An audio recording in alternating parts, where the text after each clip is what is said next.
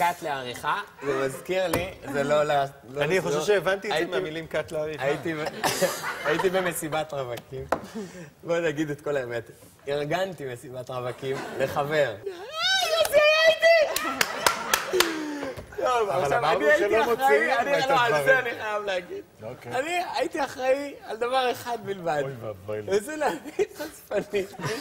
משום מה חשבו שאני כאילו מתחבר לז'אנר.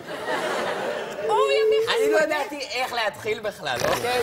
אמרתי, אני... 5 עונות של מצב האומה. משום מה חשבו שאני מתחבר לז'אנר. אמרתי, אוקיי, איכשהו הגעתי לאיזה מישהו, הוא פוגש אותי בצהריים באוטו שלו. הפגישה היא באוטו. אני נכנס לאוטו, אני יושב באוטו. הוא אומר, טוב, היא תגיע בשעה 10. זה דיבור רשמי. אני לא מוציא מילה. היא תגיע ב-10, זה, פצצה, אבל מה, זה המחיר, סע. אוקיי. ואני יוצא, ואני לא אומר מילה. והוא אומר, הכל בסדר? הכל בסדר! יהיה כיף! הגיעה אחת, עכשיו, תשמע, זה ז'אנר קשה. הגיעה אחת... זה היה נורא. זה היה נורא. היה קשה, אנשים אינטליגנטים, לא נעים. היה לא נעים. היה לא נעים. הגיעה מישהי בגיל של אימא שלי. פחות טוב. עין פה. עין פה. היא הייתה פוזלת. לא. עכשיו,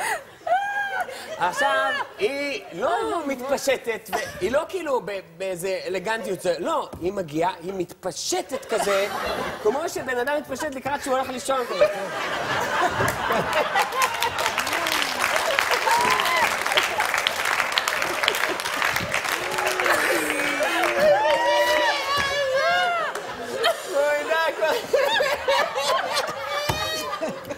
אבל היו שם... רגע. ואז, כאילו, כבר נגמר, היא ערומה כבר, ואז היא אומרת, שימו מוזיקה, אני לא יכולה ככה. אני לא מה את לא יכולה, כבר נגמר. איזה קסם עוד יהיה באוויר. לא אמרתי את זה, הכל בראש.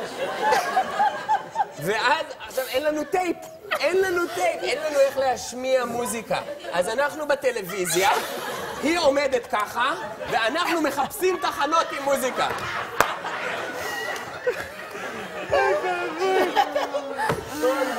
זה הסיפור הכי נורא ששמעתי. רגע, לא, אבל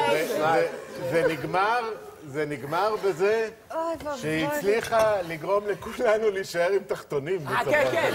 בסוף אנחנו בתחתונים. אני לא יודע, היא כאילו, אתה יודע, זה היה מאוד לא נעים. כל האירוע. אמא שלך אומר לך, תוריד את הבגדים, אתה מוריד את הבגדים.